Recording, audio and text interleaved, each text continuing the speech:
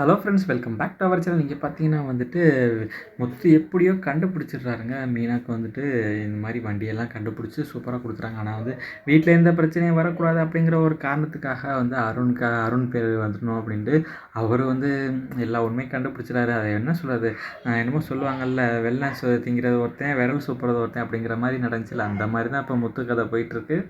எப்படியோ அது நல்லபடியாக போயிட்டுருக்கு. அதே மாதிரி முத்து வந்து இந்த மாதிரி கண்டுபிடிச்சிடுறாங்களா, ஸ்கூட்டி இருக்கிற இடத்தையும் கண்டுபிடிச்சிடுறாங்க. எப்படியோ நம்ம வந்து மீனாக்கு தான் வாங்கி கொடுக்கணும். அவங்க எப்படியோ பாட்டு பாட பிரித்து அனுப்பிச்சிடுறாங்களா, எப்படியோ அந்த காசை வாங்கணும் அப்படின்னு சொல்லி வந்துட்டு கேட்டுறாங்களா. அவங்களும் போயிட்டு இது மாதிரி ரோஹிணிக்கு ஃபோன் பண்ணுறாங்க. எனக்கு இப்போதைக்கு காசு தேவைப்படுது அப்படின்ற மாதிரி சொல்கிறாங்க. எதுக்கு உங்களுக்கு காசு தேவைப்படுங்கிறப்போ முத்து கண்டுபிடிச்சிட்டான், அந்த மாதிரி வண்டியை நான் தான் எடுத்தேங்கிறத கண்டுபிடிச்சிட்டான். இப்போ போலீஸ்கிட்ட போகணுன்னு சொல்லிட்டு இருக்கான்.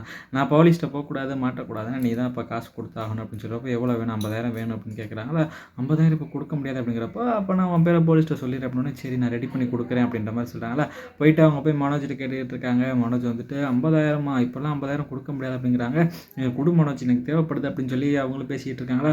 போச்சு, பாவம் ரோஹிணியை பார்த்தா ஒரு சைடு பாவமாக இருக்குது, ஆனால் இவங்க பண்ணதுக்கெல்லாம் தேவை தான் அப்படிங்கிற மாதிரி தான் தோணுது. அங்கிட்டு பார்த்தீங்கன்னா ஸ்ருதி அம்மா சைடு மாட்டிக்கிட்டாங்க, இங்கே பார்த்தீங்கன்னா இவங்கள்ட்ட மாட்டிக்கிட்டாங்க, சிந்தாமணிகிட்ட. ரெண்டு சைடும் ஆப்பு மத்தள மாதிரி ரெண்டு சைடும் அடி வாங்குறது நல்லா தான் இருக்குது. ஆனால் பார்க்குறப்போ கொஞ்சம் பாவமாக தான் இருக்குது. ஐயோ அப்படின்ற மாதிரி இருக்குது. உனக்கு தேவை தான் அப்படின்னு சொல்கிற அளவுக்கு அவங்க வந்து அந்த மாதிரி பண்ணியிருக்காங்க.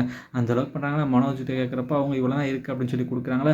இப்போ என்ன பண்ணுறது, அமௌண்ட் இவ்வளோ தானே கொடுக்குறான், 20,000 தான் கொடுத்துருக்கான், என்ன பண்ணுறது தெரியாமல் அவங்க முடிச்சுட்டு இருக்கப்போ வீட்டுக்கு போகிறாங்க. வீட்டுக்கு போகிறப்ப இந்த மாதிரி பார்க்குறாங்க. மீனா வந்து இந்த மாதிரி உண்டியலில் வச்சுருப்பாளே காசு அப்படின்னு சொல்லி பார்த்துட்டு அதுலேருந்து ஒரு அமௌண்ட் எடுத்துடுறாங்களா. அதில் தான் அவங்க மாட்ட போகிறாங்க. அந்த மாதிரி அமௌண்ட் எடுத்துகிட்டு இந்த மாதிரி போய் சிந்தாமணிகிட்ட கொடுக்குறாங்களா.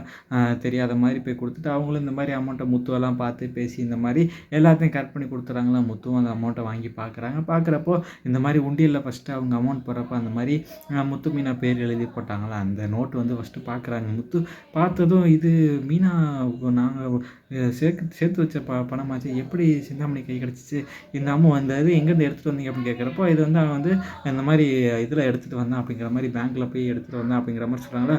பொய் சொல்லாமல் சொல்லுங்கள், இந்த அமௌண்ட் யார் கொடுத்தா அப்படின்னு கேட்குறப்போ அது அப்படிங்கிற மாதிரி யோசிக்கிறாங்க. அவங்களும் மழுப்புறாங்க. ஆனால் வந்து இது ஒழுங்காக சொல்கிறீங்களா, இல்லை இப்போ நான் போய் போலீஸில் கம்ப்ளைண்ட் கொடுக்குறேன் அப்படின்னு சொல்கிறப்ப அது வந்து அப்படின்ட்டு அவங்க உண்மையை சொல்லிடுறாங்க. இந்த மாதிரி ரோஹிணி தான் அந்த மாதிரி பண்ண சொன்னான், அவள்கிட்ட தான் நான் காசு வாங்கினேன் அப்படின்ற மாதிரி சொல்கிறாங்களா.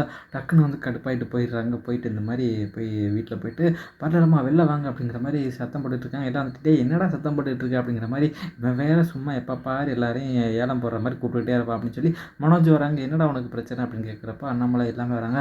அப்பா இங்கே பாருப்பா, இந்த வீட்டில் என்னென்ன நடந்துட்டுருக்கு தெரியுமா அப்படின்ற மாதிரி சொல்கிறாங்க.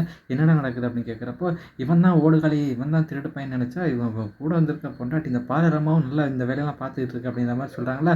என்ன இதுங்க சொல்கிறீங்க முத்து, இப்போ எதுக்கு என்ன சொல்லிகிட்டு இருக்கீங்க தேவையில்லாமல், எதுக்கு பழைய பிரச்சனைலாம் இழுத்துக்கிட்டு இருக்கீங்க அப்படின்ற மாதிரி கேட்குறாங்களா.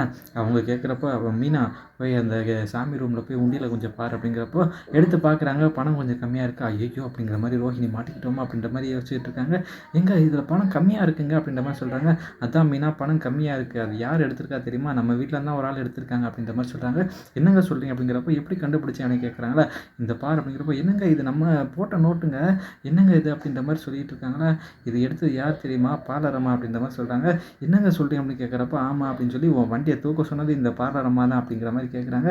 ரோஹிணி, நான் ஏன் இப்படி பண்ணுறீங்க, முத்து தேவையில்லாத பழிய போடாதீங்க அப்படின்னு சொல்கிறப்போ அவங்க வந்துட்டு சொல்லிடுறாங்க. நான் இப்போ தான் சிந்தாமணியை பார்த்துட்டு வரேன், அவள் எல்லா உண்மையை சொல்லிட்டா அப்படின்ற மாதிரி சொல்கிறப்போ, என்ன நீங்கள் இப்படி பண்ணியிருக்கீங்க அப்படின்னு சொல்லி பெரிய பிரச்சனையை வெடிக்குது. எதனால் பண்ணீங்க அப்படின்னு சொல்லி வந்துட்டு ரோஹிணி வந்து உண்மையை சொல்லுவாங்களா மாட்டாங்களா அப்படிங்கிறத வந்து நம்ம பொறுத்திருந்து பார்க்கலாம். அந்த வீடியோ பிடிச்சா மறக்காம லைக் பண்ணி ஷேர் பண்ணி சப்ஸ்கிரைப் பண்ணிடுங்க. Thank you friends.